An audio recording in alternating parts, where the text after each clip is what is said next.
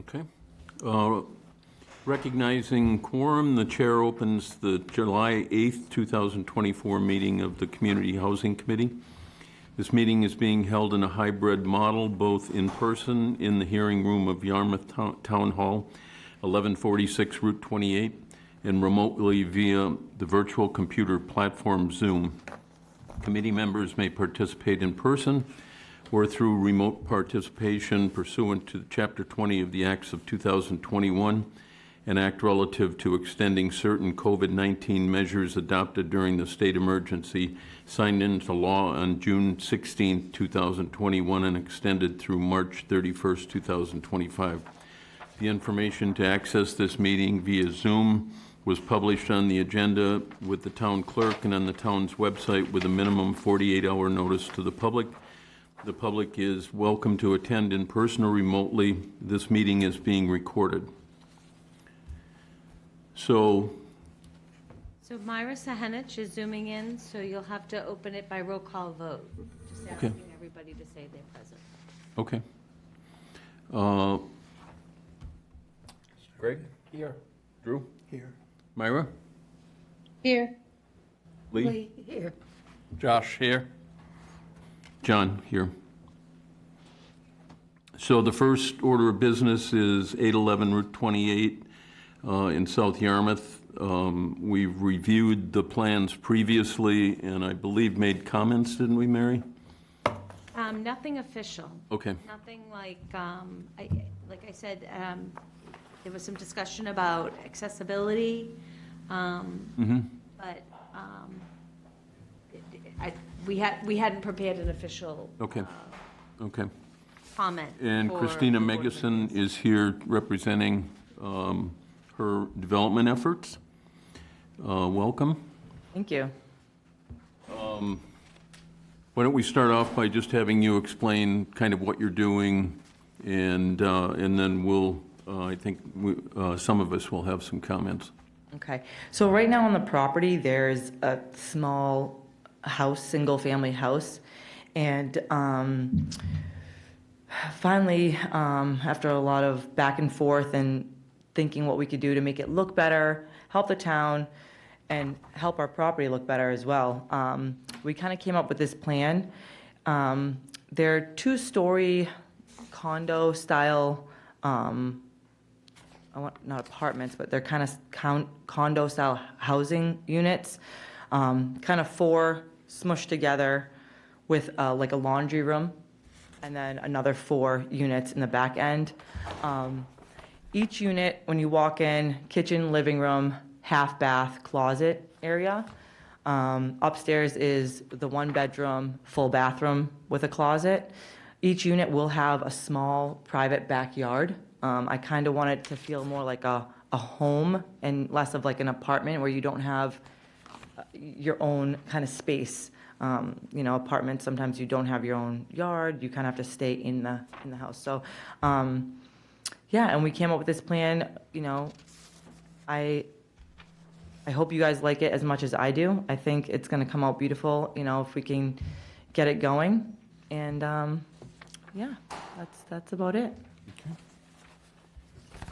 There were some plans or some comments made during the planning review that talked about, one of them was parking.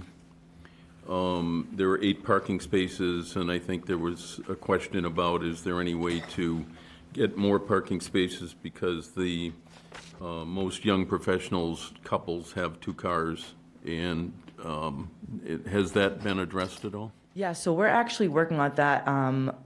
They actually said we're gonna talk to the fire chief.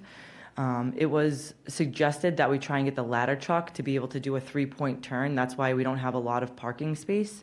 So we're gonna see if, because it's not a law that we have to have the ladder truck do a U-turn there, we're gonna see if it's okay if we do the bucket truck to be able to do a 3-point turn there, and then that will allot for more spaces.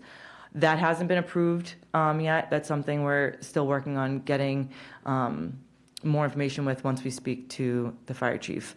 Also, even with the 8 spots. We still are in line with the VCOD, so it's still only one spot per.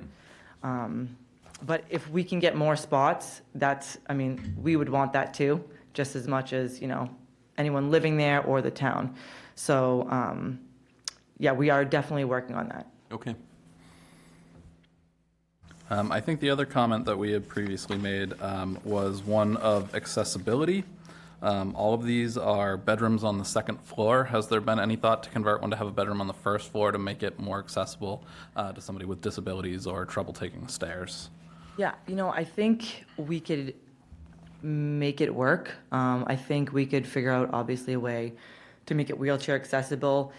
We were thinking of the first unit to be the unit that we picked for the housing unit, and we could definitely make that wheelchair accessible if we needed to. Also, we could put in, I'm not sure if this is like okay with you, or if you guys have any ideas, please let us know too, but we could put a wheelchair unit on the wall going up the stairs to help them the get stair up. chairs The or stair something chair, like yeah, that. Yeah. that's what it's called. To help them get up to the second floor, but as for switching the unit, like having the bedroom on the first floor, I don't think it would work, because either way, they'd have to go upstairs for the kitchen if we Right. switched it. Do you know what I mean? Right. But, depending on the situation, we could definitely make it work, I believe, to make everyone happy. Okay. Is that something you're working with ERT architects with? Yeah, we could definitely Any do that. idea when you might have that resolved, or at least have a couple of options to look at? So, I mean, I've talked to him about it. It's something he said he could definitely put down in paper for everyone to see if we needed to. I don't know if it's a must. If it's a must that we have to have it wheelchair accessible, and the chair, the stair chair there as well, we could go forward with that. But if it's something we don't have to have, then, I'd rather not. I don't think it's something we're requiring, just something that we'd be interested in seeing. Okay, We're talking about going forward, we haven't been addressing that enough. okay, So going forward, that's something that we need to make clear that we would like developers to include, okay. depending upon the size of the complex. Yeah, I could definitely have Eric. It's relatively small, so for 8 units, one would be adequate, but for larger units, there should be a few Okay. accessible units. Yeah, I And could for have. this design, up and down, that's a little trickier. Yeah, it is difficult for this particular design. It might not work here. It's just something we like people to consider. I can definitely have Eric draw something up and send it. I can have him email it to you guys, or get it to all of you. Would the chair stair work? Well, so what we're talking about is reasonable accommodations, right? So we have a project proponent that's saying, yes, if somebody requests reasonable accommodations, we would go so far as to install a stair chair. And That's good. that's more for somebody who has mobility issues, not is wheelchair bound. Yeah. But for somebody who, I don't know, has a bum leg and can't do stairs well, having something like that is a reasonable accommodation that might make the unit more accessible. But not somebody who's But wheelchair. but not somebody who's wheelchair bound. I don't think we're talking about going so far as making these ADA compliant accessible, just more accessible. I totally understand, and I agree. It should be accessible if someone needs it. Yeah, and the chair lift would not be ADA compliant. No, it would not. Oh. Yeah, this is something we're going to be talking about later in the meeting. It's something that was brought up at the last meeting we had, and we're trying to address it going forward because a lot of people that are aging in place and things like that have some limited mobility problems that could be addressed by this. So it's something that I think hasn't been looked at necessarily a lot before this, and going forward, we want to address it. So Definitely. if you can have Eric take a look at it, that'd be great. Sure will. And there's one affordable unit, Yes. just one. Yep. That would be the accessible one? An accessible one? So, Yes, no, maybe. Why, what do you think? Could be, could not. It wouldn't have to be, I guess it would depend on, Who needs it, I guess, right? I guess that your recommendation could be one of two things, that the affordable unit accept a reasonable accommodation up to a stair chair, right? Or you could make a blanket statement that you recommend a condition that, you know, one unit has a reasonable accommodation up to a stair chair. Do you know what I mean? Because you just don't know who's going to apply for the lottery, and you just don't know who's going to apply to live at Right, one of these right. units. So you might want that reasonable accommodation condition to apply to all 8. I don't know what the zoning board of appeals will do with that. You know what I mean? They might say that's a condition, and they might say that's a nice to have. I don't know.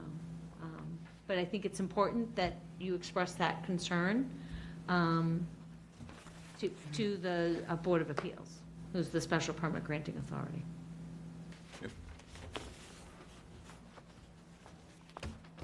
So one unit would be affordable. It would be affordable at the rate of federal market rate rents, which is sometimes commonly called the Section 8 rent. It's a little bit lower than what the state requires. The state requires for it to be affordable at 30% of 80% AMI. And our standards are either, you know, the 30% of 80% AMI or the federal fair market rate rents. And right now, the federal fair market rate rents are a little bit lower. So it would go down to that. And that would be your, kind of like your buffer. When you do the lottery, everybody needs to make less than 80% of the area median income. But if you put the rent right there, you have very few households to choose from, right? So you want to lower the rent a little bit to give you some wiggle room for certifying eligible households. And if, with the rent being pushed down to the federal fair market rate rents, you're already there. Okay. So it should be fine. Do you have any other questions? I think they were answered. I think, Let me talk about the lottery a little bit. oh, that Yeah. sounds great. So the Town of Yarmouth Affordable Housing Trust runs a lottery, affirmative fairly marketed lottery program called the Cape Cod Ready Renter Program. And what we do for local action units, and this unit would be a local action unit, we run the affordable housing lottery for what I consider a minimal fee. So because this is one affordable unit, you've never done affordable housing before, right? The lottery can be daunting and can be extremely expensive. So what the Affordable Housing Trust does, it subsidizes that with an affirmative fairly marketed lottery. And it's technical assistance for properties like this. So we've done several. We've done like 30 in town, to tell you the honest truth. So this way, it gets on that 10% affordable housing lottery that the state has mandated for the town and all towns in Commonwealth of Massachusetts. So we do once you're ready, right?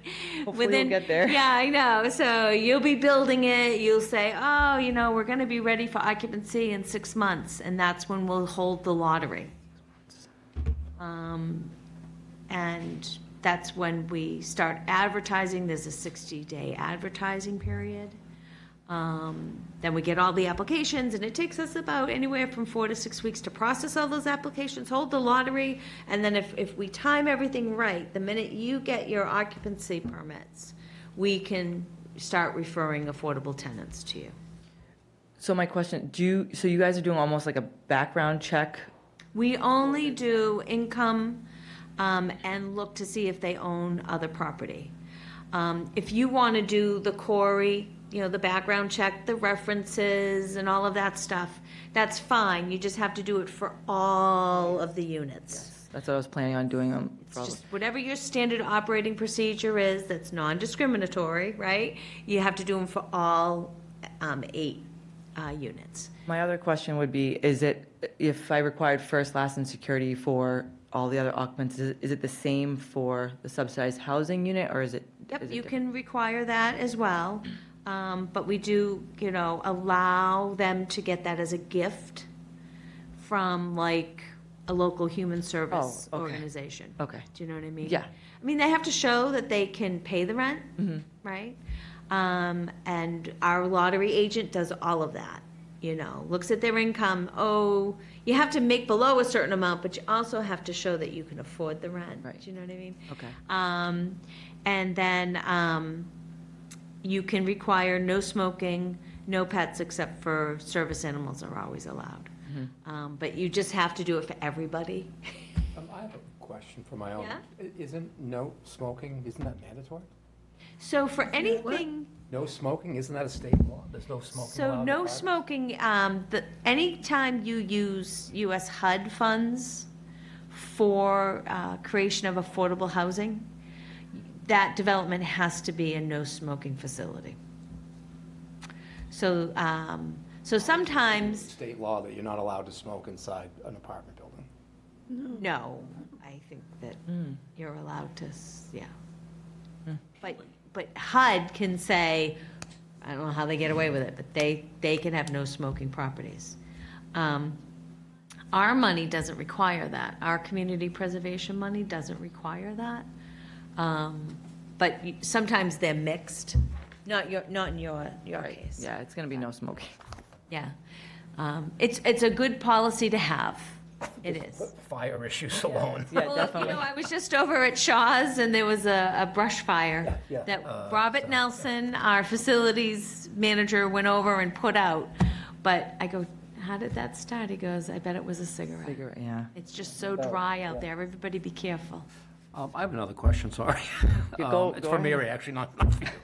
As far as a lottery goes, do you just recommend one person, or do you recommend several? So what we do is we advertise like crazy, so we have a good pool of people to draw from. If somebody is income eligible and doesn't own another property, they'll get a letter with a unique lottery identifier, whether it's numbers, letters, whatever, some type of unique code. And then those actually get printed up on little pieces of paper that are all the same size, and they're folded all in the same way, and they're all put into a hat. And literally, they're pulled out one at a time. God, old school way. Old school. If it starts to get like, you know, hundreds of applications, we can go to an electronic system to randomize it, but usually we don't. Put it in a shoebox, doesn't have to In be a a hat. shoebox, and one of you will be sitting there, you have to like look away, it's really, yeah. And So it's then, pretty technical. then people, very, very high tech, then people, they're ordered, right? And so this is a one-bedroom unit. So we'd be looking for people who could use the one-bedroom. So for example, we wouldn't put, let's say a family of 6 applied, we can't say you can't apply because you're income eligible. You know, but they get pulled first. Well, we're not going to place them in that unit because there's only one bedroom. Oh, okay. That's what, that's mean- my next question was, Yeah. do people apply together? Do they apply singly? Do they, you know? Households Oh, it goes by apply. household. Okay. Yep, yep, households apply. Now, sometimes people that are dating, they want to move in together, they're allowed to Your household. form a household to apply. But both incomes would count. Both Yeah, right, incomes. both income, this says both incomes would count in the 80% or Yep. whatever that is. And then once somebody has been placed and you've screened them and we do a final verification of their income and you sign the lease every year, they're supposed to report to us what's going on. And unlike other programs, we don't cause relocation. So let's say a single person went in and they decided to expand their household, right? Get married, let's just say. That household would not be asked to leave. Do you know what I mean? It's just, we don't do that. But on the next vacancy, we would then go back to our wait list and pick the next person. So ultimately, she would decide who the tenant is. Which- From our, right, we typically, because you're a newbie, I would send one person at a time, one household at a time. You would interview them. If you reject them, you would have to give us a non-discriminatory reason. For example, oh, they couldn't get their last landlords couldn't give us references. Okay. Do you know what I mean? And we talk about it. Let's say the last landlord was a housing authority, right? Then I'd call up the housing authority and say, hey, we need the reference. We'd talk about it a little bit, but if there's some real reason, like the the credit score is really, really bad, that's a non-discriminatory reason to reject somebody. Just quick, what if everything checks out, they're in one of the units, and then it just kind of doesn't work out, or they're not following what was in their contract that they had signed? What do me as the owner, like, how would I approach that? I would contact you? Right. So that would be a good idea to do that. So people can get evicted from affordable units They can. for cause. Okay. So Not that I want to evict anyone. I hope we Right. have all great people. It happens. But It does happen, though. it does happen, but you can't say, I don't like them, they have to leave. That's not a reason for me to go to the next person on the list. Do you know what I mean? Like, you have to have a real reason to reject somebody. Okay. But non-payment of rent would do it. And so do I get the payment, I get the full payment from Yep. them? Yep, unless they have a voucher. Okay. And your other 7 units, there could be households that apply that have a voucher, Okay. right? So the voucher program works that people have applied either to the state program or the federal program for funding. And Josh, correct me if I'm wrong. And they find a unit and they bring their voucher with them. And the people who administer that voucher, it's typically the Housing Assistance Corporation or a housing authority, they get in touch with you, they bring this voucher in, and part of the rent is paid by the voucher and part by the tenant.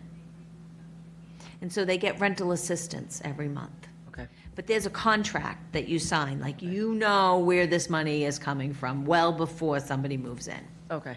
And they do an inspection, and it might be Josh. It's not me. Hopefully, it's one of my inspectors. If I need to go out, that's usually a problem. Oh, no. So But you yeah, ins- so you'd get a check from either the housing authority or the local housing agency directly for their portion of the rent, which is usually somewhere between 30 and 80%, and you'd collect the rest of the rent from the tenant directly. okay.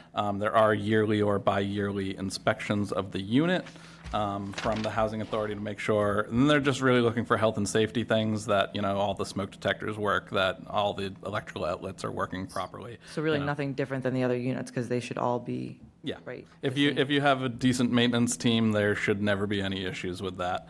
But it actually helps you as well, because they will cite tenant issues as well. If the tenant's wrecking the place, we're not going to put that on you to resolve.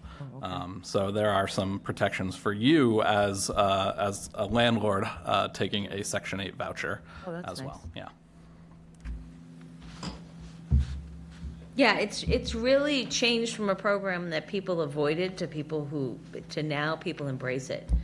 A lot Landlords. of landlords, right, have Oh, changed really? their view on that. And I think it's because the local housing authorities do a good job. Like, people, if they misbehave, they can lose their voucher.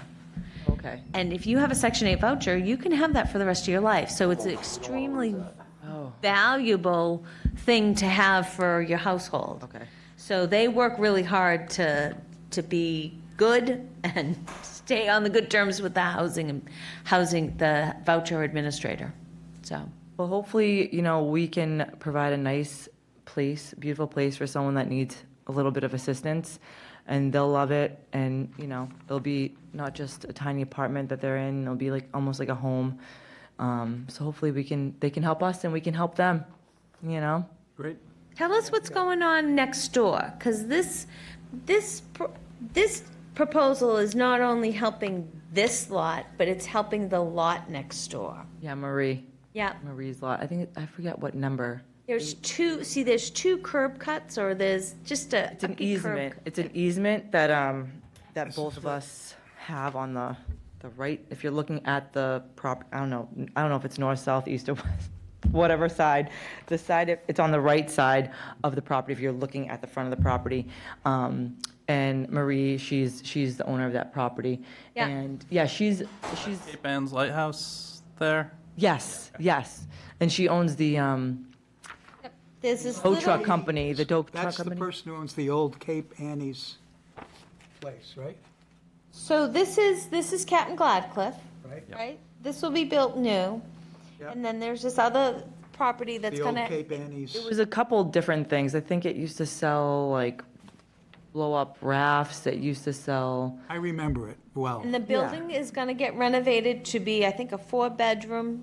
yeah, an Home. apartment to rent. Yeah, Okay, a home so or that's- something. Yeah. I'm glad you're bringing this up because I was confused about that.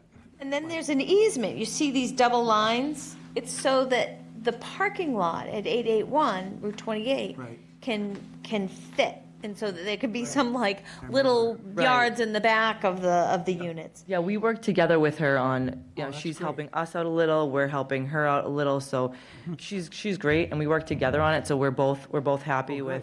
with, you know, helping each other out and making both our projects work. And it's to make Route 28 look better, too. She's gonna renovate that, it's gonna look beautiful as well, so. Glad to They look hear great. this, because whenever I pass that old Cape Annie's thing, I go, gee, I hope that gets renovated. There you go. Yeah, she's gonna do a great job. And there's gonna be one curb cut for both Yes, properties. I'm getting it, yeah, I'm getting it. And I remember in your talking packet, about this last month. right, we talked about this a little bit. I got a little And then confused. remember the landscaping plan, because it has to look nice. I think it does. I think it hit the mark. I think it looks nice. Yeah, I think they're gonna have us add some stuff to the back of the property to zhuzh it up a little, to make it look a little bit nicer, which is fine, you know, that's fine. It was kind of plain, it was a little plain, so we're gonna zhuzh it up a little bit, and, yeah, I hope everyone's The happy. units themselves are very efficient in, I Heat, think, a good electricity. use of space. And Yeah, they're not very big, but we could have done like, just one square building with apartments, you know, on top of each other, but I felt that if I lived in an apartment, a 2-floor can kind of separate people, so give you a little bit of space. If you get into a fight with your boyfriend, you can sleep on the couch, the boyfriend can sleep on the couch, you know, the wife gets the bed, or Say the boyfriend sleeps on you the know, couch, right?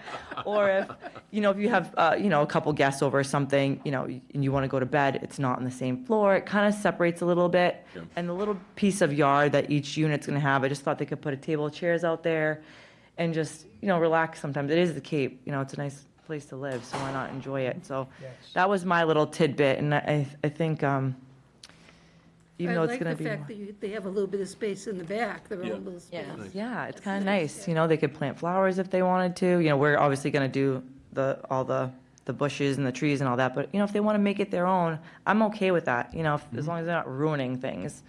I'm okay with them, you know, hopefully Christmas, they'll decorate and stuff like that. Yeah, I think we're all pretty happy with the design of Yeah. the actual property. Yeah. we are. So I'll work on definitely getting Eric to get you guys an example of what we could do on the inside. Reasonable accommodation. A reasonable accommodation, yeah, and I'll get that emailed to you guys as soon as I can.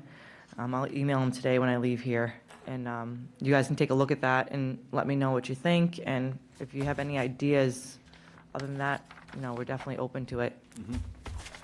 I'm really excited about this.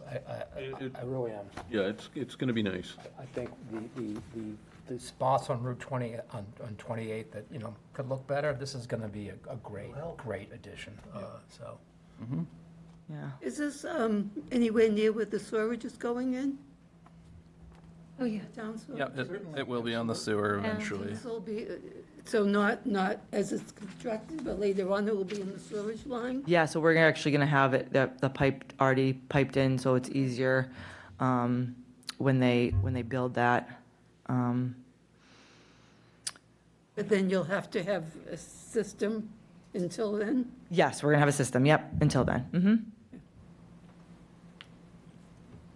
So the rent would be limited for the 1-bedroom, be limited to monthly $1,585, right? That includes all utilities, so that's $1,585. So if you meter all the units separately, which I recommend that you do, Meter separately, okay. you can have the tenant pay for their own utilities. That rent goes down a little bit by a utility allowance. Okay. And so when we get closer, we'll do that. If you use high efficiency, like a heat pump and stuff like that, you should do okay. Yeah, yeah, we're definitely. Without you gonna- installing for heat, what will the system be? So we actually talked about this the last meeting. They asked if we could do solar panels, but Brian from BSC, the engineer, it wouldn't really work on those because how the. Orientation's not, Yeah, yeah, that's what he's, so, and he does solar like on a lot of his projects, so, we were messing around with the idea of, the wall units, the one. I don't know Mini what they're called. splits? Mini splits. They do heat and Yeah. they do air conditioning. We're thinking of those, one for the upstairs, one for the downstairs, they're pretty good, they're pretty efficient, so I think one for the up and one for the down. In my house. Oh, you do? Yeah. So it's a small, it's, a little over 700 square feet, the whole thing. So we're thinking two, maybe one, it depends. We'd have to look into it, would be good, and it'd be sufficient enough to heat. Units all be all electric, or they'll be gas, or? It would be gas, I believe. See, I don't know. Cooking and heating? Yes, I think gas. There's a split, minis are all electric. Those are all electric, yeah. Yeah. Yeah, so I think it's gas for the stove and stuff, and then we'll do electric for heat. Those mini splits are good, and it's a small space, so hopefully they won't need a lot No. to heat it or to cool it. We'll keep that down for everyone. Yeah, they work great. I mean, they're very efficient energy-wise, and they also, when you come in, like in the winter, it warms up very quickly, and, Yeah, they're not Are they cheap. not expensive to run? no. Yeah. They're expensive to buy. Yes, they're expensive to buy. There's all sorts of rebates and incentives out there Yes, right now. yeah. Rebates that you can get from the state. I did see that. So that's why we were thinking of going that way, and then it won't be that much on the tenants, and, we'll get hopefully something, to help us if we buy 8 of them. Will you have separate meters for all the tenants? Yeah. Yeah, everyone will have their own, Yeah, I electricity. recommend You that. should check with the state, because I know they're cutting some of the rebates. They're eliminating some of them, and I think there's a certain date that you have to sign up by now. It was April 30th for the heat loan, but they're going to be, paperwork hasn't been signed yet, but the heat loan should be coming back. I don't know about all of the incentives, though. But there will definitely still be things available. They might just be changing because we're at the next 3-year plan for the state's electric plan. My comment on the heat pumps is make sure your architect's considering that those need outdoor condenser units. They do make some noise, they do take up some space. And if each unit's going to need a condenser, that's something just to take into account when you're designing those back spaces. You could. Thank you. Yeah, each unit will need a condenser, but the condenser one condenser can do both floors. Yes. Okay, all right, thank you for that. Yep, we are, because we lost some landscaping at a development, because they went to install the condensers. And they said, all this landscaping is too close. The condenser won't work, so we did lose, Oh, and then that's something to consider. we did lose. Yeah, I'll definitely talk Just to something to Eric about consider. that. Yeah, It shouldn't be a big problem, especially for just a 2-head system. They're pretty small condensers, but you should be aware of it Thank before you. you plan everything else out. sure, Yeah. sure. If you go to Yarmouth Gardens, which is 497 Route 28, that's an affordable housing development. And it has 2 nice buildings. But if you just go in the driveway, don't go in the buildings, but if you peek behind the buildings, you'll see what I'm talking about. Okay. There was like there's a whole row of condensers. The units are much bigger than what you're talking about. But that was all supposed to be landscaped. I remember driving through there once, and I noticed that. I thought, Yeah. that looks a little odd, but hey. We had to sign off, we had a special meeting and sign off on the new landscaping Jeez. because of the condensers. So thank you, Josh, for. Yes, yeah, that's great advice. So, John, so Myra and Palm are here. Maybe you want to see if they have any comments or questions? Myra, Pam, do you have, either of you have any questions or comments? No, not right now. Thank you. No comments or questions. Okay, thank you. So, Mary, can we table this for right now and talk about what we would like to see accessibility-wise when we talk about that later in this meeting? Yep.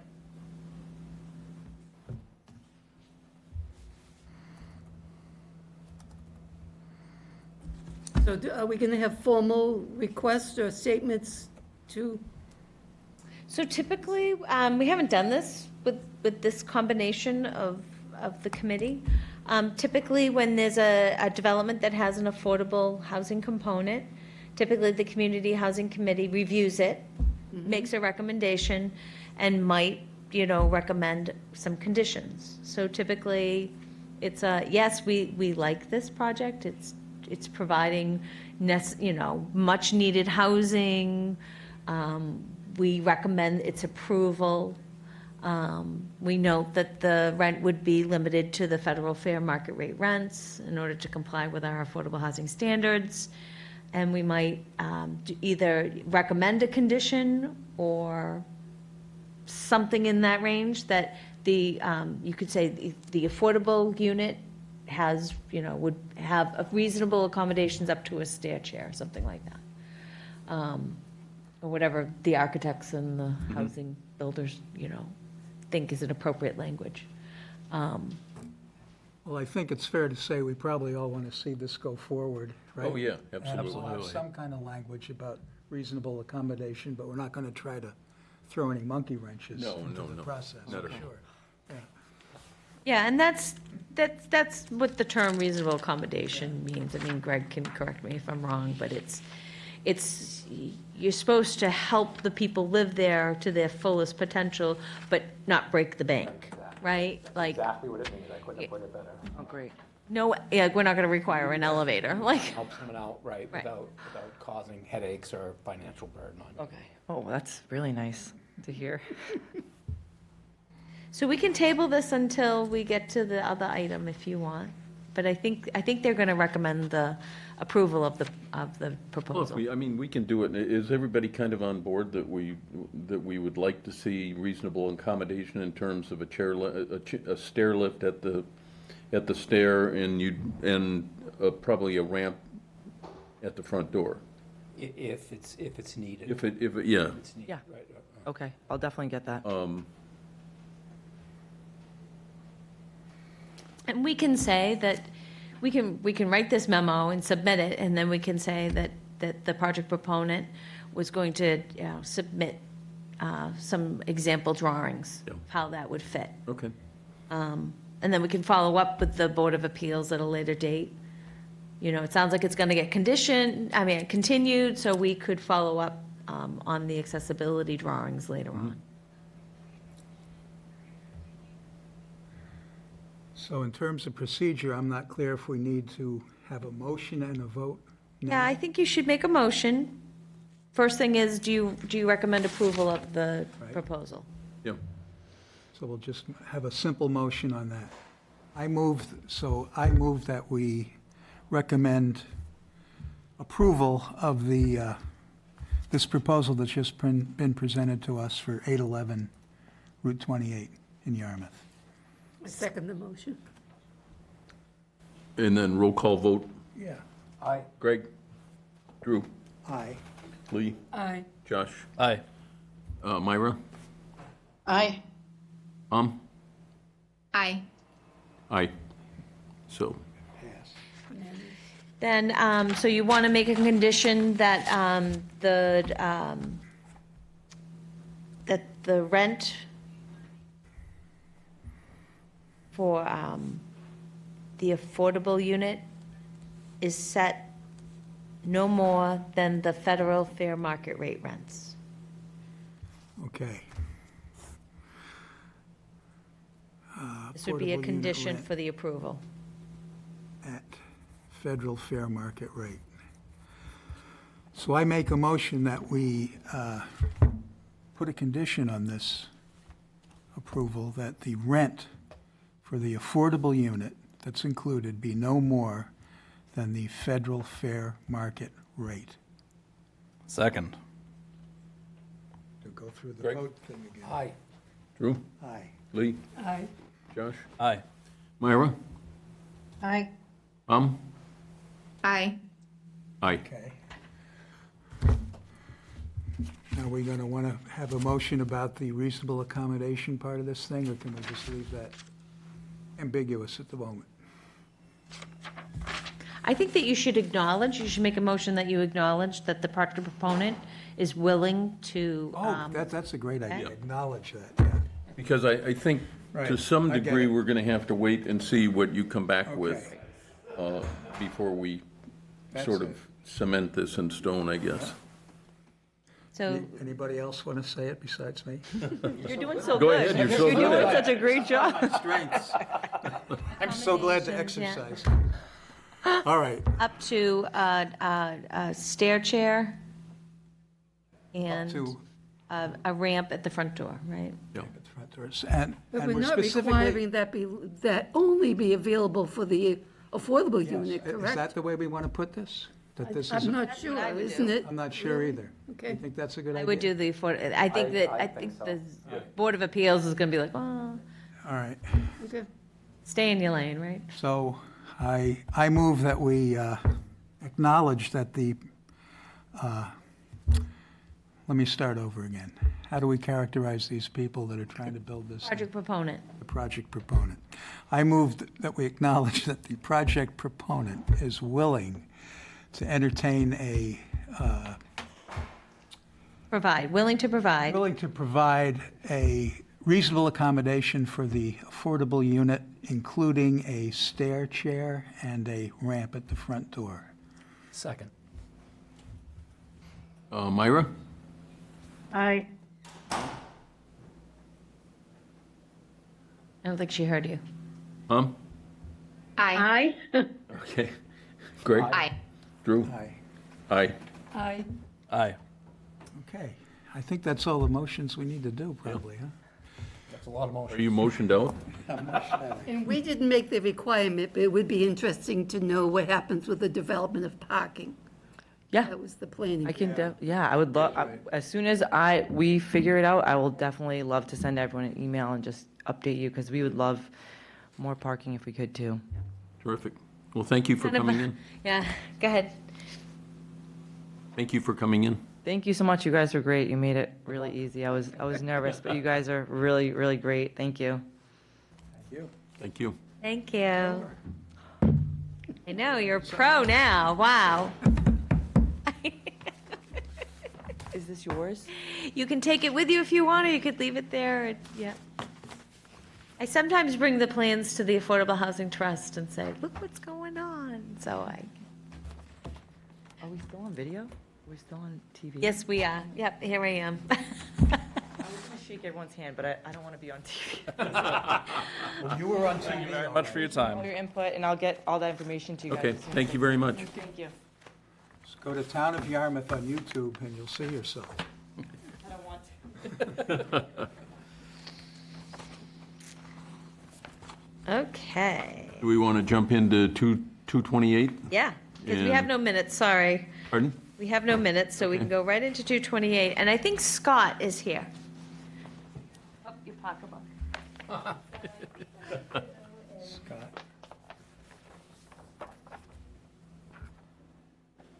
Scott Perella from Conserve. Oh, good, he's popping up, so. Hello, this is Scott. Hi, Scott. Hi, Scott. Hi, how are you? Good. So Scott was here at our last Can you hear me meeting all set? Oh, yeah. and did a wonderful presentation. And what Scott and I did not detect, right, on the floor plans, that the units, so this is 228, Route 28. This is the one with the store on the first floor and the 13 apartments. Cash and carry. Right, and all the storage spots inside on the top floor and the core, there'd be storage, Looking at 'em, yeah. right? So what we didn't see was that there were no one-bedroom units that were 700 square feet. So your recommendation, your formal recommendation was that you recommended that the 2 required affordable units for this development would be 1-bedroom units of 700 square feet in size. And so it went to the planning board, and during that review, the town planner started to measure everything and said, oh, you don't really have 700 square foot units here. So in your packet, there should be something that looks like this, The square footage for each unit. the square footage.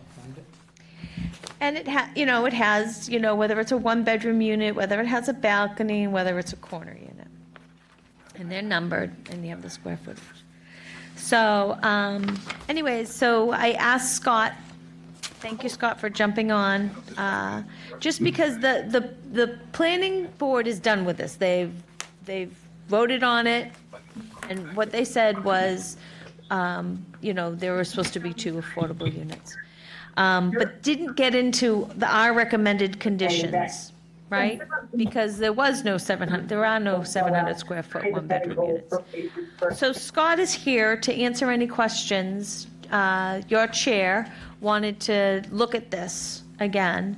And I don't know, John, if you want Scott to have any input now, or? Yeah, the units, the 1-bedroom units range from 397 feet to 530 feet.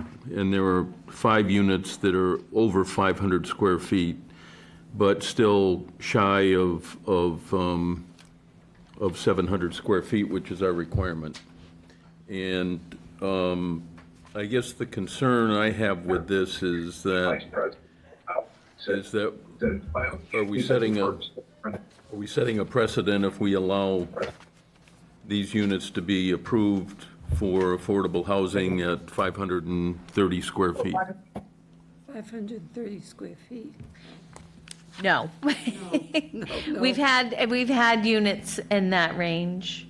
So our affordable housing standards, when we got to the square footage of the units, we pulled from the state standards, right?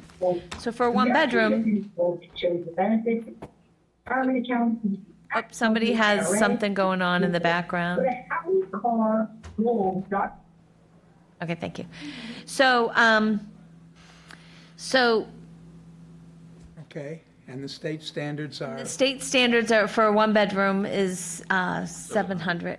700? Yeah. Yeah. Okay, so that's how that 700, Right, that's how it made it into our standard. So when we had the presentation before, right, I was like, oh, great, they have 700 square foot units, but really they don't.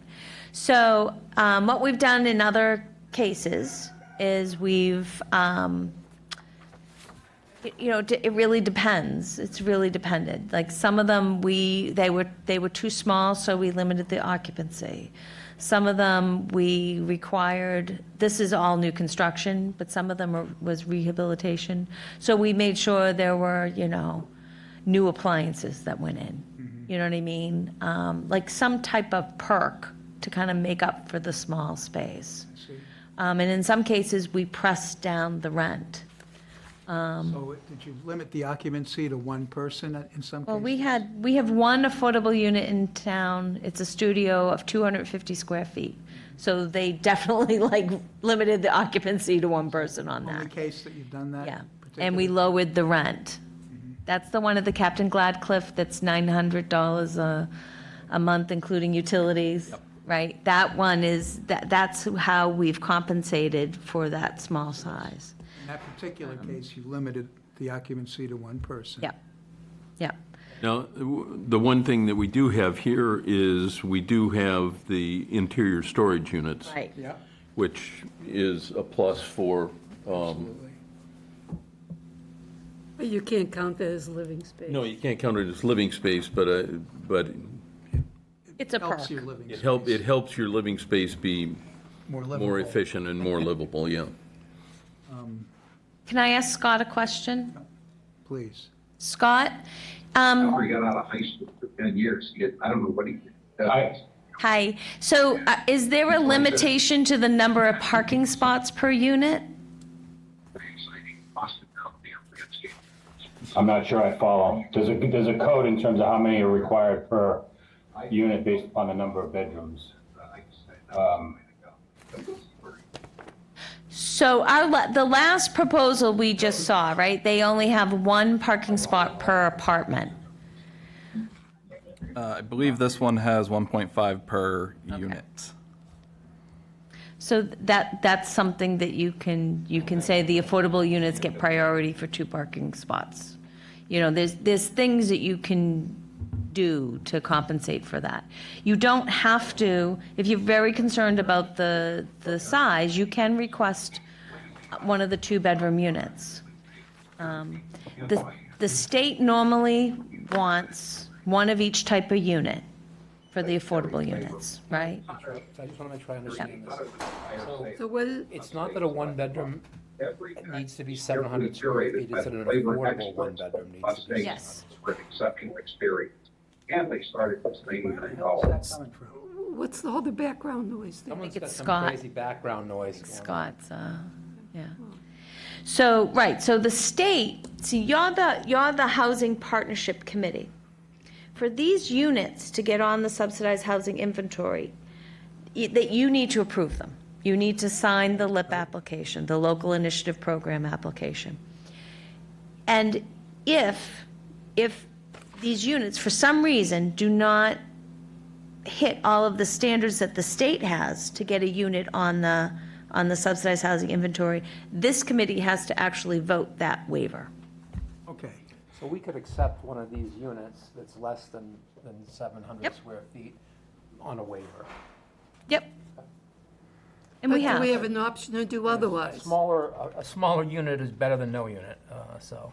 Yeah, That would, that, I mean, I guess the precedent's already been set then in other cases. When I was first reviewing this and when Mary and I were talking about it in between the 2 last meetings, I was concerned that, you know, we have standards for what we want in an affordable unit, and when we're allowing that not to be, then everybody that comes in is, yeah, exactly.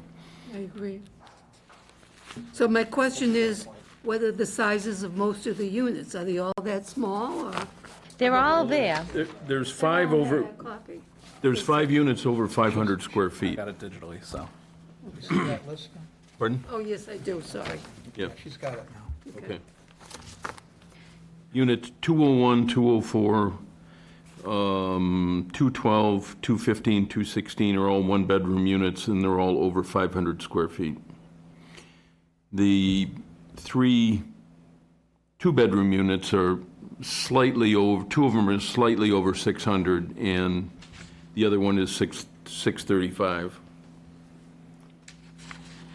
Okay, so I think the way I'm taking all this in is that the point of this exercise is probably for us to waive the requirement of the 700 square feet. Because we would like to probably like to encourage this to go forward. Maybe I we would say shouldn't there jump should to be that a conclusion. reduction on the rent. Yes, I was going to say that. Reduction on rents. Starting at the fair market rate, and I was looking at it, it's about 70% of the size of, if we're looking at a 500 square foot unit versus 700 square foot unit, it's about 70% of the total size. I don't know if 70% of the fair market rate rent is reasonable. It puts that around 1050, which is pretty low. But I think that's a starting point to look at. Okay, that's interesting. Sorry, 1150. Not to backpedal, but what was the size of the 811? They're over 700 square feet. They're over 700. Yep. So let me look up,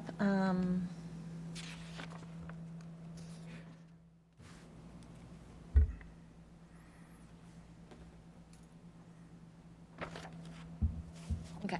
And nobody looked into this until the planner looked at it, Yeah. correct? Because in the PowerPoint, in the PowerPoint presentation that we had when they were in here, one of the slides did say 700 square feet for one-bedroom unit.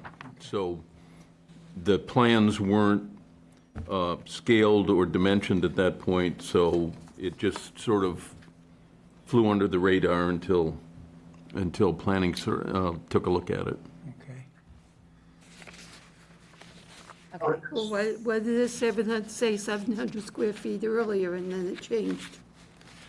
It was a typo on the, so when you look at the PowerPoint, right? It gives a range of square footages. Right. And I think that might have been a carryover from a different set of plans or something like that. The plans that Scott submitted to the, Waiting to be claimed. to the planning board and us, if you got your scale out, were correct. It was just I think it was leftover information. I don't know, Scott, what do you, So could I speak to that? yeah. So I called that out prior to the planning board meeting, that those figures were based upon gross dimensions for the floor. Oh, okay. Oh, okay. So that was, It was not the intention to provide inaccurate information. They were off the dimensions for the square footage of the floor, which is 5 square feet. So yeah, so when we drill down into, well, what are the dimensions for each unit, including the storage, et cetera, that's how we I was going to ask if came up storage with was the included. grid that you have. Well, I mean, we dimensioned the storage units, but that gross square footage for each unit is not included in the square footage for each of the residential units. So they're two different numbers. That makes sense? Yeah. Yep. Thank you. Yeah, okay. Sure, yeah. So, the rent that the state allows for the one bedrooms is $1,841. If you were to, if you're saying, oh, you're only coming up with 70% of the square footage, right? That rent, if it was reduced, likewise, that rent would be about $1,300. Well, that's off the state, not the federal fair market, which is I'm getting there. $1,585. Okay, all I'm right. gonna get there. Working on that, huh? So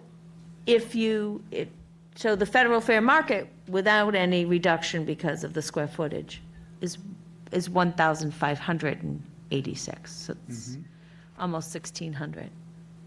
You reduce that goes down to $1,100, which is, it's a little low. Yeah.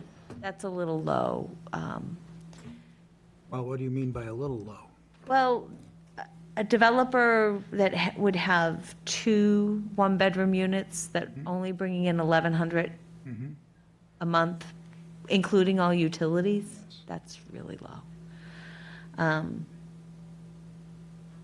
I mean, honestly, if you kept them at the federal fair market rate rents, you're already pushing them down from the state maximum. Right. Do you know what I mean? 1585 or something like that? 1885. And the other one was 1871 or thereabouts? 1841. 1841? Yeah, that's the top that the state will allow. But for local action units, we press that down to the federal fair market rate rents, Which is the 1585. 1585. That's a quite low rent for good old Route 28 in Yarmouth, Massachusetts. Because that includes utilities. It includes Don't forget that. utilities. So if you Even if you if wanted it's to bring quite it a down small- if you wanted to bring it down another 10%, bringing it down 30% is a little, Yeah, no, I thought that was unreasonable as soon as I did the math on that. if you brought it But just even down. 10% would be, what, 1445, somewhere around there? Yeah, 1426, if you brought it down 10%, because they're not hitting the minimum square footage. So you're keeping that alive, that whole Keeping the process notion that- alive, that if you don't hit our target,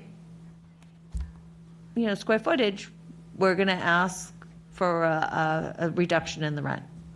Yeah. I still think it would be nice to have a one-bedroom and a two-bedroom. That's the other thing you can do. Yes. What's our minimum square footage on a 2-bedroom? 900? 900, so those are also about 30% below. Yeah. Mary, did Some you- of the did you sizes say- vary from 603 to 635 is the largest two-bedroom. So both the 30% of 80% AMI and the federal fair market rents, about 2,000, 2,071, 2,082, again, with all utilities. If you reduce that 10% because they're not hitting the minimum square footage, that would go to 1,860. So So why are we reducing it by 10%? they're not hitting the minimum square footage. Why only by 10%? Because it just feels that if we go any higher, it just feels like it's too much of a cost burden. It needs to make sense for the developer as well as the renter. Future affordable housing, I think if Well, I'll be quiet. I'm not happy with this, but I'll be quiet. No, really, I really. They're not getting really, like, Make yeah. you happy. Yeah, what would you be happy with? I'm not going to say We anymore. won't penalize you. Well, if we have certain requirements for what affordable, I mean, Right. these are pretty, across the board, these are pretty small units. Right. And I know we're getting a lot, and a lot of it's needed, but, I don't know. It's just, Well, see, do we really want to say, gosh, this is a plan that we want to scotch this plan, we don't like this plan, we don't want it to go I'm not forward? going that far, but I'm just saying that we need to figure out how we make reasonable accommodations for affordable units, that if they can't meet the requirements, I guess one way that you could look at it is that the additional storage space does bring the unit closer to the minimums that we have. I know that it's not living space, but it's important space to anyone that's ever rented. If you don't have a storage space and you have a bicycle or something like that, I mean, it's decorations, just, bicycle, luggage, Yeah. Mary, refresh my memory. Have you said in the past that the demand for one-bedrooms is higher, right? So, right, so the federal government and the state government, right? When something, if this was ever getting funding from the state or the federal government, 10% of the units would be 3-bedroom, right? And then the rest can be a mix of their choosing, but they always pick 2 bedrooms. So at Yarmouth Commons and Yarmouth Gardens, the 2-bedroom is the most common unit over there. And so when we did those lotteries, we had local preference, right? For the 1-bedrooms, the 2-bedrooms, and the 3-bedrooms. The 3-bedrooms, all local preference households. The 1-bedrooms, local preference households.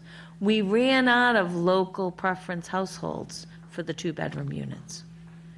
So I know, because So you're saying there are many, many more local people who need a 1-bedroom. market for a 1-bedroom apartment than a And a 2-bedroom two-bedroom. or 3-bedroom apartment. So that suggests that maybe we'd be wise to ask for 2 1-bedroom apartments to be the affordable apartments. That And- might be a And intelligent thing to right, do. that's why I like Based that on for your this, because we experience. can prioritize the 1-bedrooms. Plus, the other thing, there's no playground here. there's No what? playground. There's no playground. Right. So I'm like, okay, Well, yeah, we brought that, that was, Parking, you don't want kids out in the. so I just, and that was brought up, we were Kid-friendly type talking about thing, yeah. that when we first reviewed that there was no play area outside or green space, really. so I get a little bit protective of our, affordable households with children. What if they don't have the means to have a car, right? Now they're not in the position to bring the kids, to drive them to a playground. You know what I mean? To me, it just made sense for this instance to have both affordable units be 1-bedroom. For this particular development because of how it is, yeah. Just, the way it is. And looking at the unit sizes, I think I'd like to push for the units that are over 500 square feet. That's what I was The gonna say. affordables. I don't want to see any of the 400s as the affordable And units. that is my view as well. Agreed. Thank you. So 2 one-bedrooms that are over 500 square feet or over. 10%, 10% reduction. is that our From Fair Market Federal. fair market federal?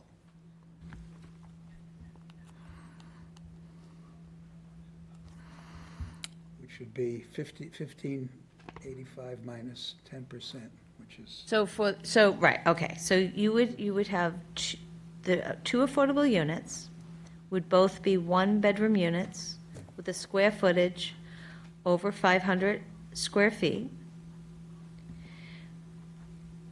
with a rent no more than 90% of the current federal fair market rate rents. That would get you there. I make a motion to recommend as stated. Bingo. Let me see if Scott has any comments on that before you.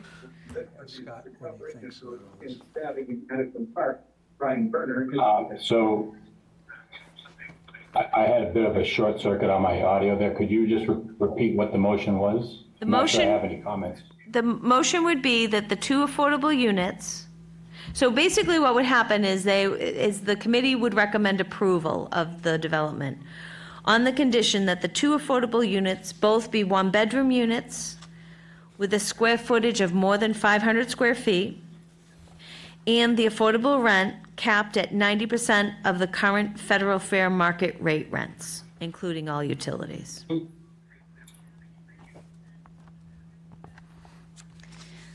So I understand that, so I don't have any comments except thank you for the consideration. So, yeah.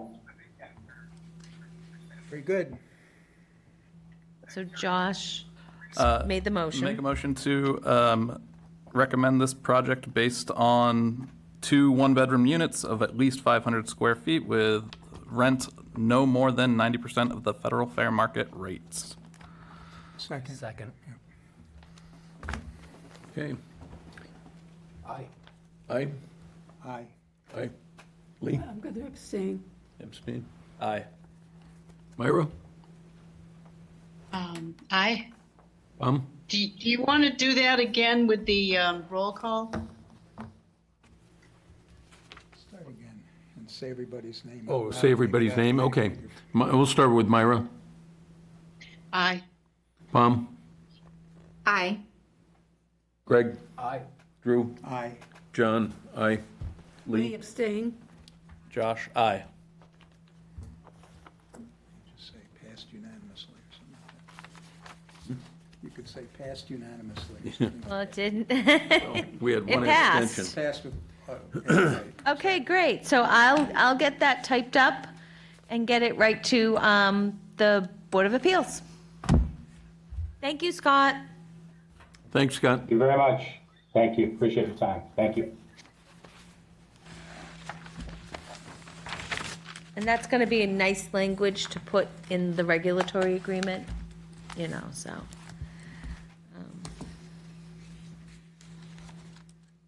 I'm still concerned that this is going to be a regular occurrence. It's going to set a precedent, yeah.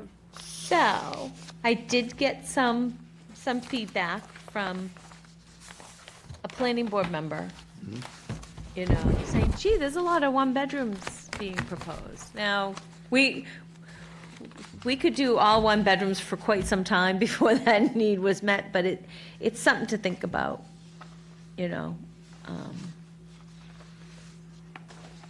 And none of these units have any accommodation, correct? These would only be able to have internal. Because they're all second floor units, they're Yeah, above the shop, yeah, we talked about that last time. We did a little bit of research, and Greg, you might know, and John, you might know more than I do, but we couldn't find anything, any state regs or laws or anything that would trigger an elevator on 2 floors, a building with 2 floors. When you get to The 3, language says if you have an elevator. I read through it this morning. An and- elevator is really costly, too. Yeah, elevators are, yeah. Once you have a power failure, you're kind of screwed. Elevators break a lot. Yeah, and you have a power failure, you're stuck. It's like having one of those power chairs, you get up and you lose your power and you lay back forever.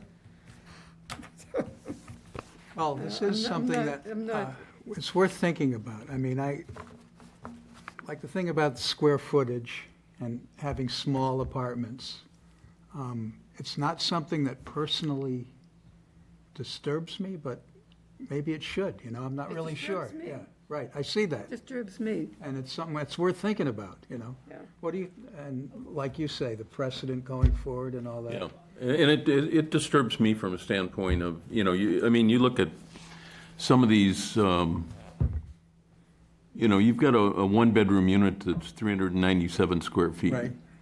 And a couple others that are low 400s. That's not very big. excuse me, no, And these units are laid out pretty efficiently, so you do get something out of that, but to me, it just, if a developer wants to develop a bunch of rental units and rent them at 300 square feet, if somebody wants to rent that, that's a different story, but in terms of providing a livable space for somebody in affordable housing, I just think that, you know, 700 square feet, that is a livable space. And I do think without those storage units, I would have been more against these, Yeah, I would have these too. small of units. And I agree too, John. I mean, you don't want to set a precedent, because once you set one precedent, Right. then there's going to be another precedent for something smaller or something, so that's very understandable. Well, I had some other concerns too, but I'm going to just be quiet. That's no fun. Yeah, that's- well, you know, Well, I would like to hear your concerns, because it's not like whatever, just because I have a certain feeling, it doesn't mean that I really want to, like, well, you think Defend about it the to the shop, it's death. a good thing to go. I really think that's a good use of space. Yep. It would have been nice if these could have been a little bit larger. yeah, And I understand the storage space, but I've lived in, you know, an apartment with 1,200 square feet, and I still had storage in the basement, so to me, that's not such a foreign idea. But here you are, you're talking about trucks coming in and out. So when I think about some of that, I agree, it's not a conducive place for children. But, right, and the affordable 2 bedrooms would end up having kids in them because of the way lotteries are about run. that seems very sensible to me for this particular For this, thing. for this Yeah. and that development. was Market concerned about rates, the- yeah. They said that trucks wouldn't come before 8 o'clock. Well, I live in a street where the dump trucks come at 6:30 in the morning, and the neighbor across the street, who has a child now, has one of those trucks with a really, really loud muffler. So if you're not awake when he leaves, you're gonna be awake. So, I don't know. It just, it almost feels like I think we need to be really cautious going forward. I know we need units, I know we need all different types of units, and we need it for people who are working, and the hospital needs units and all this stuff, but I think we need to just think about this stuff going forward. And I know we can't do accommodations at the second floor, and maybe we can end up with a reasonable accommodation for that other 811.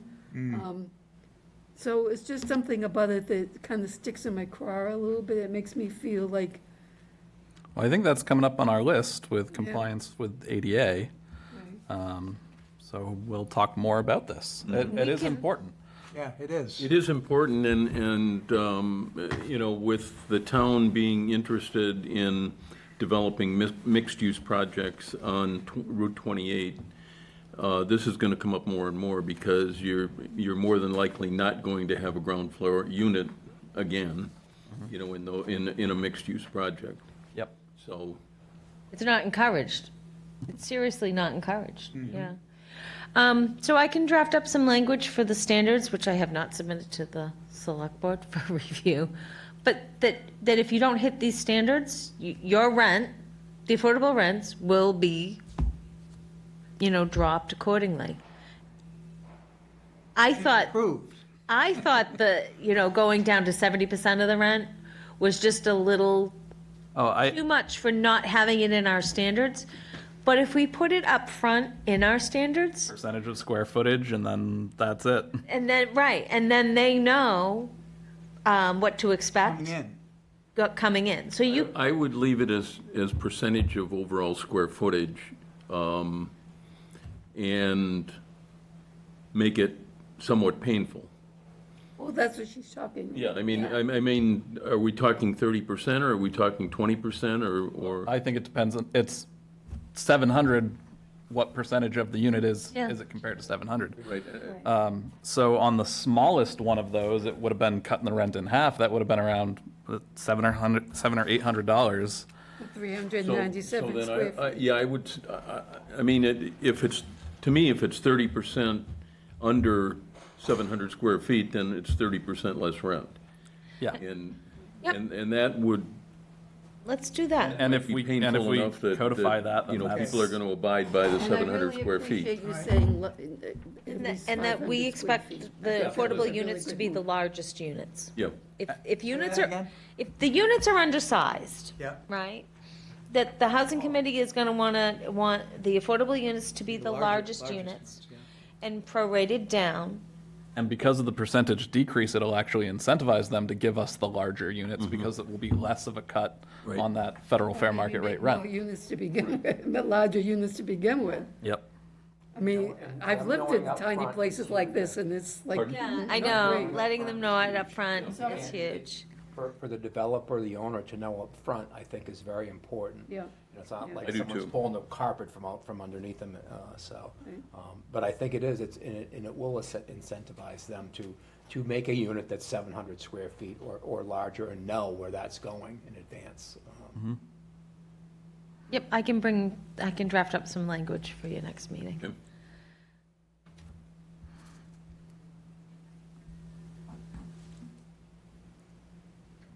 So if we had been applying this to this current situation that we just voted on, they would have had to pay quite a much bigger penalty on the rent than they are as it Yeah. is. Either that, or in their plans, develop some larger units. Right, before they even submitted it. Yeah. They could, yeah, they could go Down to about 12, they could go to 12 units and $160. get two 700 square foot units pretty easily, so. Otherwise, they would have gone down about $450, which they have their pro formas done. Do you know what I mean? So it's, Yeah, even the largest one bedroom would have went down to $1,200 for rent. So that would have been, $385 off. yeah. But going forward, if they, they come to site plan review, I can explain it to them at that time. And then they might tweak. So you see all the further developments on Route 28, and you see that's where most of the developments will happen? It's all gonna be on above the shop, second floor. Yeah, so we have this underutilized commercial stock, right? You've seen it going up and down Route 28. So, I try to avoid that. but- people know that the town has now funded sewering, so people are interested in buying properties and redeveloping them. The sewering is going to bring a lot of development there. Yep. It's happening a lot sooner than I thought. It's happening now. So the thing that's been in my mind is that it would be a good thing to help the housing crisis in Yarmouth, especially for single workers or couples, to live in apartments, top of the shop, as they say, right? And so this stuff seems good to me, what is being proposed. But I see these other points about how small they are and stuff. Well, But that's what's been in my head, rather than trying to, The other thing, though, is that, I mean, it's a very attractive developing tool to do mixed use and that sort of thing. But now, if we're going to have a lot of mixed-use projects going on Yeah. and fewer of general sort of first-floor rental projects, then the accessibility issue becomes even larger. It becomes more acute for those projects, yeah. That's right. There's no doubt about that. So what are some suggestions on that?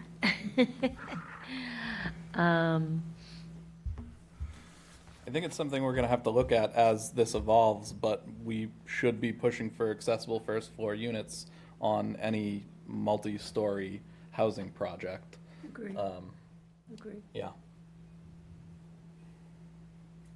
One level units, if the redevelopment is all 100%.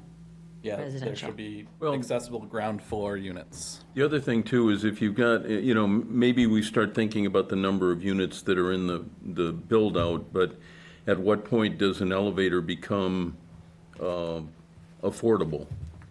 If you have 15 or 20 units above some retail or commercial space on the first floor, all of a sudden an elevator is, when you put that over the number of units you have, it's not so expensive. This unit this is 16 units. It was 13. Isn't it?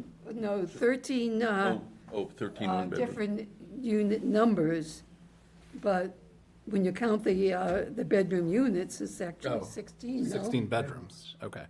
Yeah, well, one bedroom, one with the two, one with the two, and they count that down. Is that the correct way of counting the number of units? Those are 2-bedroom units. Right. The unit is the household. Okay. 16 That's 1, bedrooms. 2, 3, 4, 5, 6, 7, 8, 9, 10, 11, 12, 13, so I counted it 13. wrong, okay. My, But I think, we're going to be chasing, people want to age in place and it's a lot more than, like you said earlier, somebody that's confined to a wheelchair.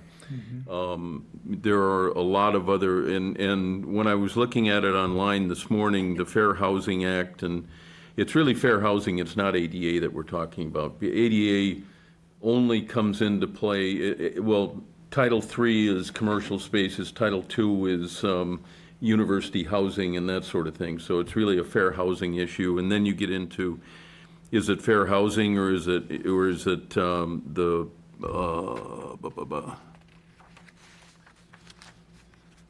where did I have that? UFAS, which is Uniform Federally Accessible Standards. You'd get into that if you got in, if it's a federally funded project. So I think for the most part, it's probably the Fair Housing Act that we're thinking about, and at least HUD, where was it for?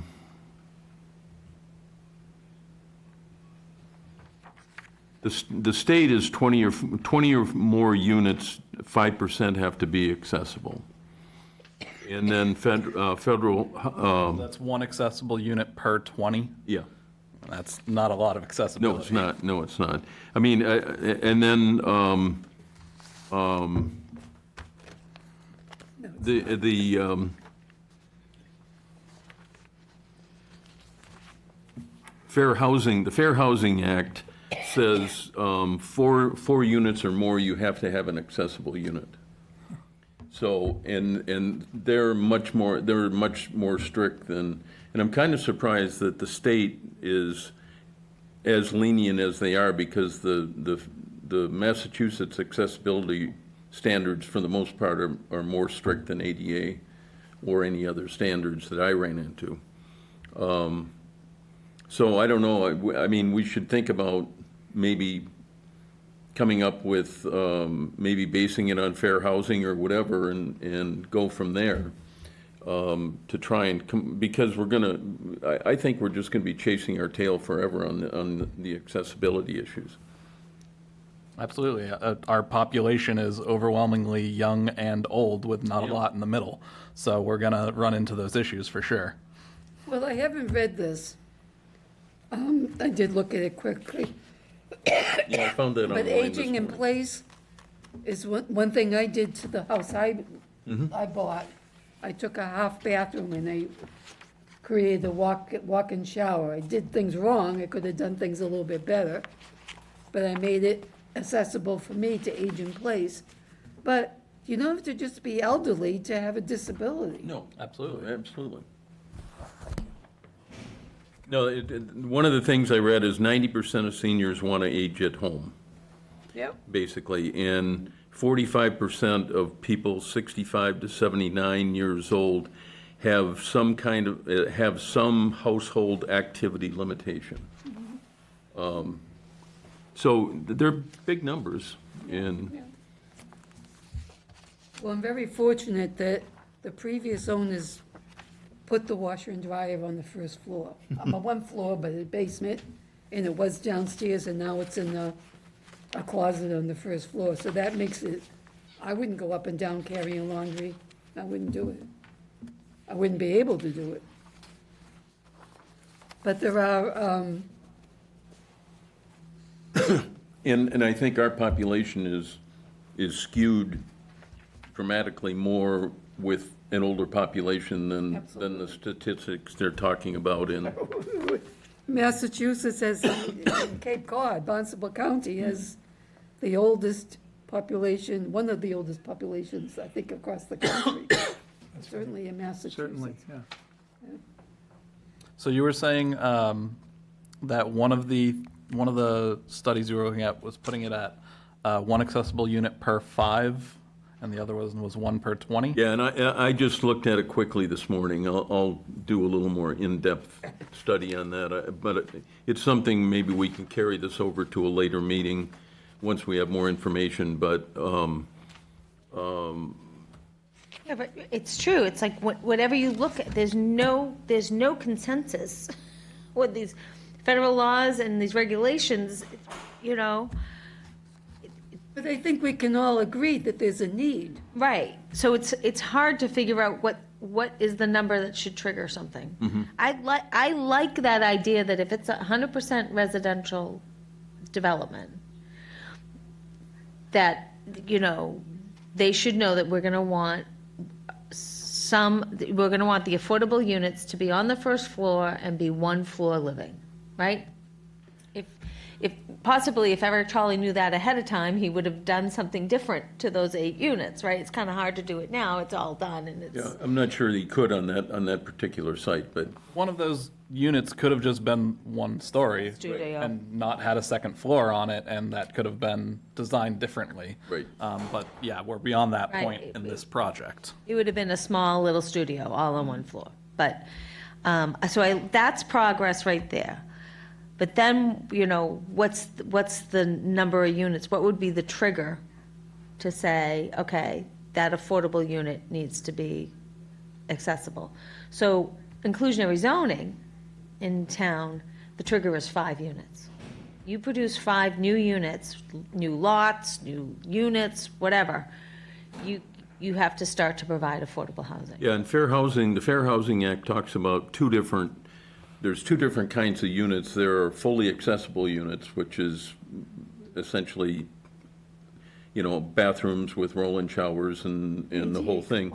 And then there are units that, what they do is when you're constructing it, you have to construct the bathroom so that it can be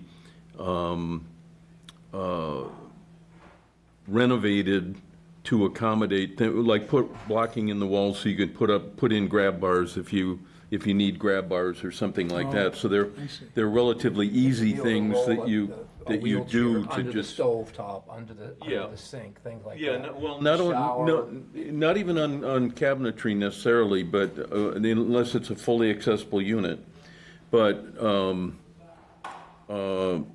that for instance, universal design? having all the doors be 36-inch doors, so that if you're in a wheelchair in that unit, or you're visiting or whatever, you can get into the spaces in the unit. There's a ton of things you don't think about, like thresholds, where moving a chair around. Yeah. Access to the commode, to a shower. It gets pretty Even though I did a walk-in shower, I mean, could have designed gets- it all right, because better. someone might not be able to, they may have to be in that wheelchair for the shower. Yeah. So And it that's- gets very detailed in what, I go to light this switches have to be in Gloucester where they have lower, a handicap, they call the handicap room, but you have to get into a tub to take a shower, so that's not handicapped accessible. Yeah.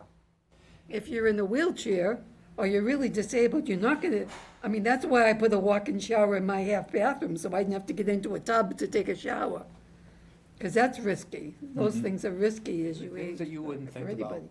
if you're able-bodied, you know what I mean? Yep. That people that aren't deal with all the time. So Right. it And gets pretty intricate what they do. As much as I like the idea of 1 in 5 units being accessible as well, is that just going to make a developer make every affordable unit an accessible unit? If they have 1 in 5 needs to be affordable and 1 in 5 needs to be accessible, is, I ran into this problem a lot where we had too many accessible units and the demand wasn't there. And then we'd have people would say, I don't care, I'll rent it if it's available. But then all of a sudden you have the demand and then it's like, oh, well, you can't really throw people out, sorry, you have a lease for this unit. So what do you see for demand? So, so we don't get a lot of applicants for the Ready Renter program with households that really need a full ADA compliant unit. They're finding housing in other ways. If you have a fully compliant unit and then it just sits there not being used. Yep. That's a waste too. And I don't mean it, I don't want to sound callous about that, but it's like, here's a unit that's not Right. being used. So Well, we'll, the I worked in the hotel industry my entire career, so, I mean, ADA, developing accessible hotel rooms, they were typically last sold rooms. Right. Because the demand wasn't there for the numbers that we were building and that the code was telling you to build. So they end up being last sold rooms. And, but I mean, maybe a starting point is if you can give us some guidance on what the demand is, then we could start looking at when we, putting, and I'll do some more research on the Fair Housing Act just to see where that leads us. But I just wanted to bring it up today to at least get the conversation started. You had some, we had an accessible unit. in the 28 motel conversions, right? No, it's usually only with new construction that you can really have an accessible. Well, those were new constructions. No, none of them really had an accessibility preference. Really? Yeah, so Brick Hill Apartments on Brick Hill Road in East Falmouth, there was 20 units. They were 2 and 3 bedroom, and one was an accessible unit. And only one household qualified. Really? Yeah. So that was really difficult because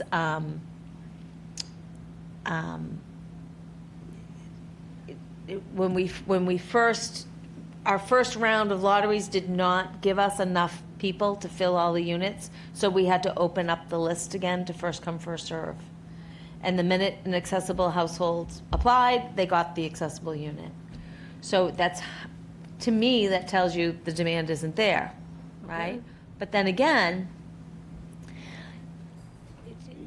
the accessibility, world out there does not look to our affordable housing units to accommodate them because there's so few units, especially like on the Cape. But we do have 70 in West Dennis. We're running a lottery, 775 Main Street, and the application is out on the table if you want to grab one. And that has has a unit that's accessible and has an accessibility preference. And so we'll see what happens if that gets filled with an accessible household. Because then if you have to fill it, you eventually have to fill it. If there's not an accessible household, And that's what we did what John did. That would be the Yeah, last unit we it's would the rent. last We unit. rented it. A week later, someone would come in and go, "Hey, I need an accessible Yeah. unit." And you're like, okay. It's better to have, honestly, it's better to have group homes that are all accessible. Do you know what I mean? That's totally marketed to a population that needs accessible Now, the units. school conversion, that's 55 plus, correct? Mm-hmm. And do they have accessible units? I don't know. I have been in there. There are, I don't know if they're ADA compliant, but there are units that are accessible. There's no stairwells, there's ramps, you know, Right. so there's a lot of things that are pushing towards being accessible, but I don't know if they are technically accessible units. That's a good characterization. Yeah.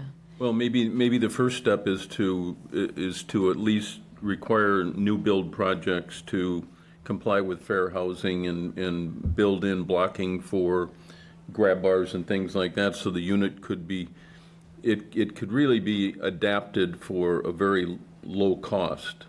And some of that's just safety features. Yeah, exactly. Really? And- I mean, I can't, one of the things I always complain about when I go to this place in Gloucester is put grip bars going into the Well, yeah. shower, you have to get into a tub. I mean, Put a instead of grip bar tubs, up. maybe you put in showers instead of tubs, because Right, yeah. you can adapt those easier than, using a transfer Well, you- seat you in a can't- tub or something like You that. can't put maybe you can, but you have to be a builder, put a grip bar inside of Formica shower.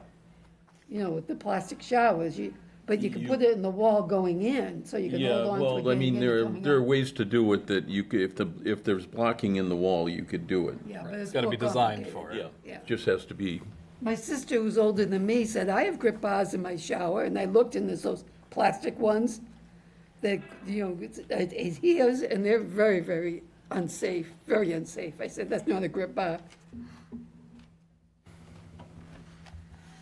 So anyway, I'm sorry. Well, that's good. so I think it's a very important discussion. yeah, I'll do some more research, and Mary, if you can come up with if there's anything that tells us what the demand is out there, because at some point, if we're gonna put this in writing, We want to make some. we wanna make sure that the units are gonna be used, and And I wonder about if it is in writing and it's out there and people are aware of it, will we see more of a demand for I it? was thinking the same thing. Point too, yeah. And I was thinking of your comment about motels and hotels. I recently read about how difficult it is for people to fly in a wheelchair. So maybe once the airlines improve their services, more people I don't know if with that's ever gonna disabilities in a happen. wheelchair. No, you're never gonna change plane design, I don't think. Well, they said that people's wheelchairs get damaged, or they get, and all kinds of problems happen, and there has to be a way that the airlines can better accommodate people in wheelchairs. Yeah. Airlines could better accommodate everybody. Yeah. Doors flying off of airplanes and. Yeah, I know, jeez. And I'm flying to the Azores in October. So Drew, you're part of the disability committee in town. Yep. Have they ever talked about this? Making affordable housing ADA compliant or something? Yeah. Is there anybody on that commission that deals with this? Well, we mostly been thinking about businesses, restaurants, hotels, and like the town's public buildings. We've gone through a thing that we started. Done the audit, yeah. We did an audit of all the public buildings in town to see if they were ADA compliant. And so ADA compliant is different than completely and totally accessible, but. And our next project was to do audits on businesses and restaurants on Route 28 about that, and sort of give people gold stars, so to speak, to show, and aren't you proud that you're ADA compliant and are, Do they publish information on what? that's our next Okay.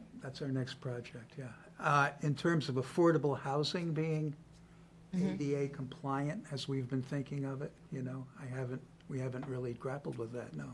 Yeah. And the other weird thing is, there's preferences, right, for lotteries? There's local preference, there's now a veteran's preference, there's always been an accessibility preference. You can't put that on the flyer. Oh, that's You can't put it ridiculous. on the flyer. Nope. Really? What level of law does that come from? It's a compromise between the towns and the state. The state don't want these preferences, right? The state wishes the towns Did not exercise this option of having preference. There must be a state law that allows the towns to do this. No, it's a regulation. It's State their regs. regulation. So I remember once I had the one that I had trouble filling, right, Brook Kiln Road, they had local preference and they had an accessibility preference, and I put it on the flyer, and I had to take it off. You take it off. Mass Housing Partnership. And you had to take off the local preference too? Yeah, I take the local preference off I and see the those noted, accessibility. you So know, it's- preference for if you work or your children Right. live. You can go have to it in the school. application, but you can't have it on the flyer. You can't have it in the ad that goes in the newspaper or on the radio. I've seen Yeah. that in notices. Yeah, I mean, well, we're probably looking at some kind of a verification process. If, how does somebody qualify for an accessible unit? right, and this is, right, so we have this accessible unit in West Dennis where the Ready Renter program is doing that. And so, it's the first time our lottery agent is gonna have to determine who qualifies for the accessible preference. So I was like, just, anybody that says, yes, I need an accessible unit, give them the preference, and then we'll take it up to the state and ask them what, like sometimes, some programs you need a note from your doctor. Well, Because if we've it never gets you- asked for a note from anybody's If doctor. it gets you into an affordable unit quicker, Right, is somebody going to take advantage of that? yeah, I mean, Right, and there's different types of accessibility, do you know what I mean? Yep. So, visually impaired, mobility impaired, I wonder if Cord's still in existence, right? yeah? I wonder if they have any information. Cape Organization for the Rights of the Disabled. Okay, that's a good one, okay.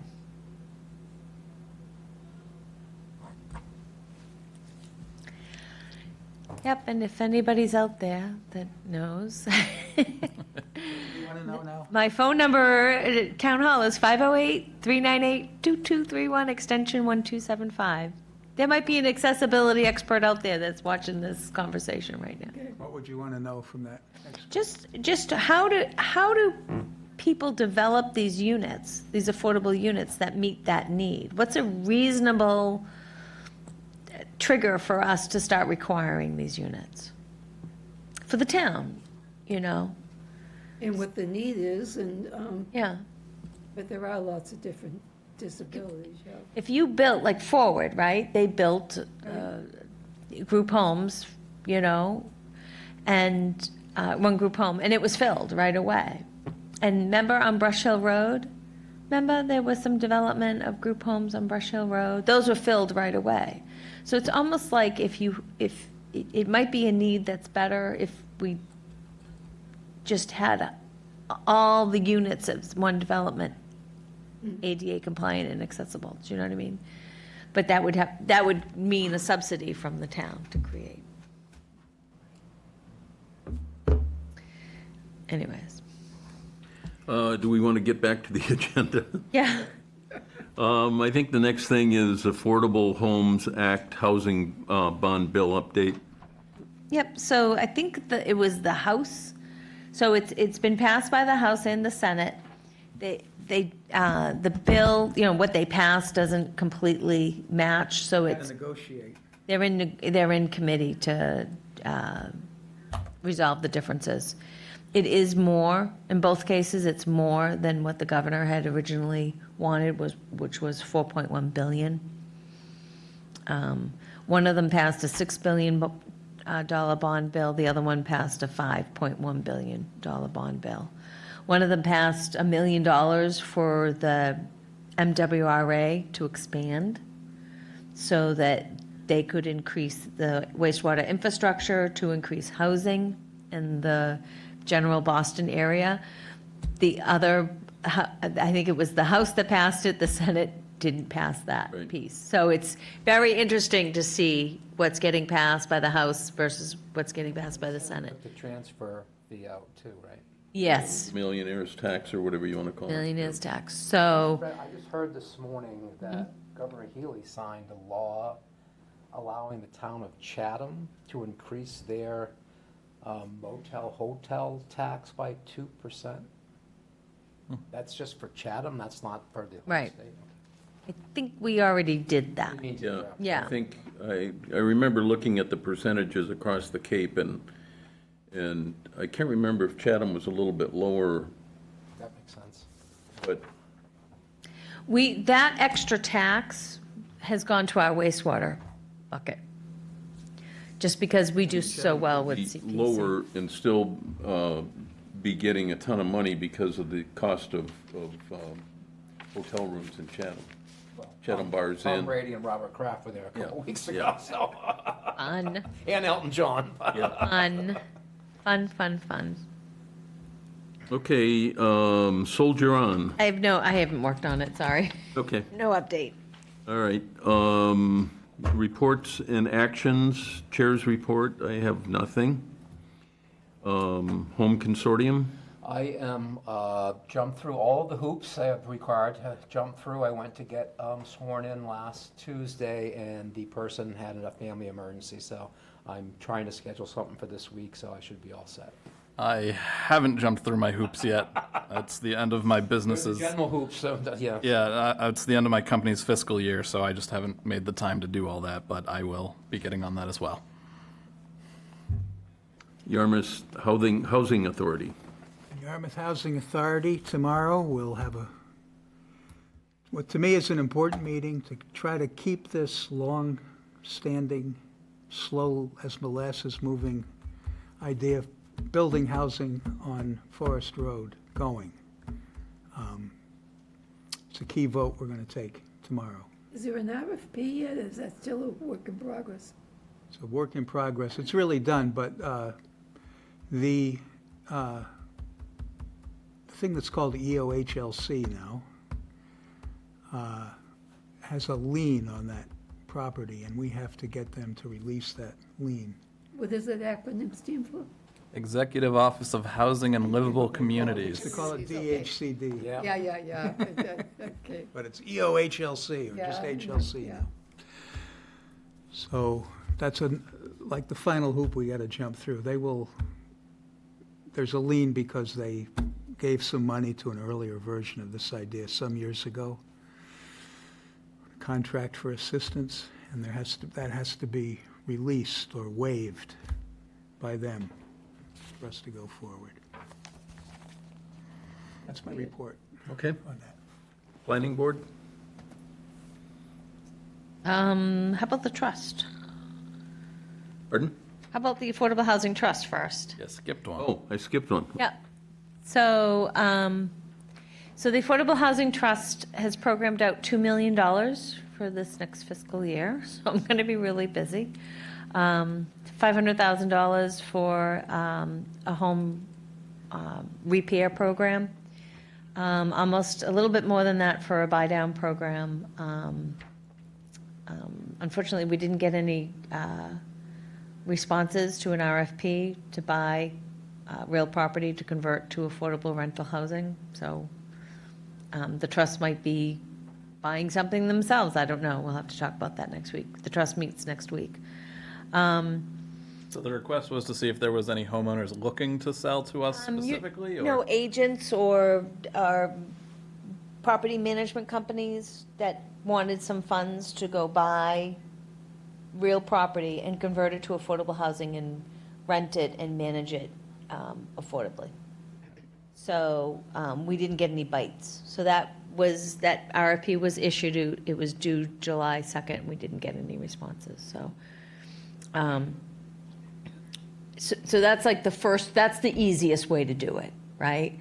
The next easy way to do it is to go and buy the property and donate it to somebody.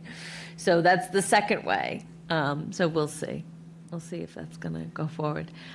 We are still working with Habitat for Humanity on the development across the street of 5 to 6 homes. And we're going to be doing a lot of work this year on preservation of homes that were built in the 80s and the 90s. They were affordable units. So some of them are coming up slowly for resale, but they're going to require substantial buy-down of anywhere from, $75,000 to $250,000 each. So the Affordable Housing Trust is going to be busy spending money this year. So that's what's going on with them. They meet next week, next Tuesday.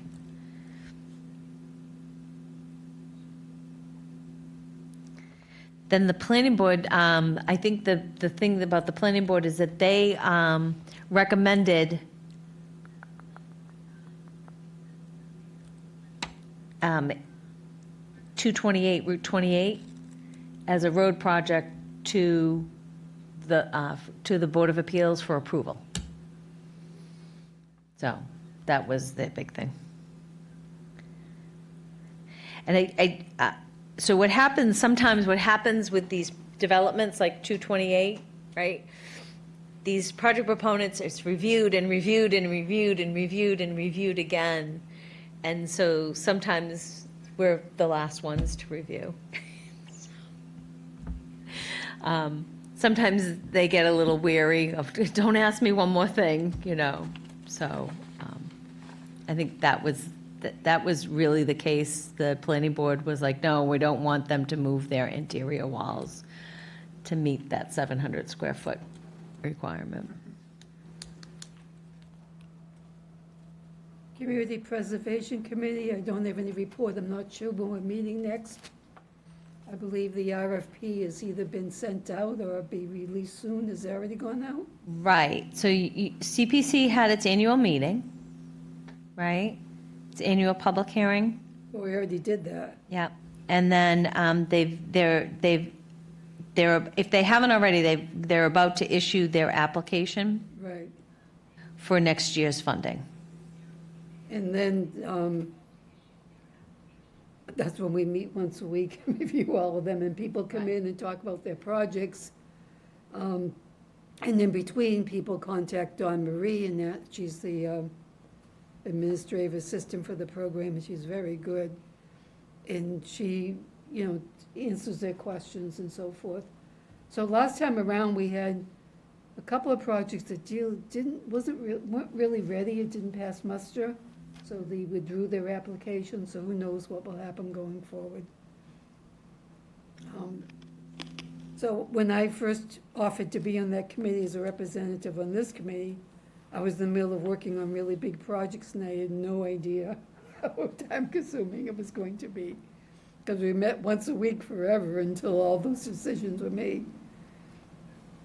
So I know that they'll start reviewing in the fall, and I'll be away when all that starts to happen, so.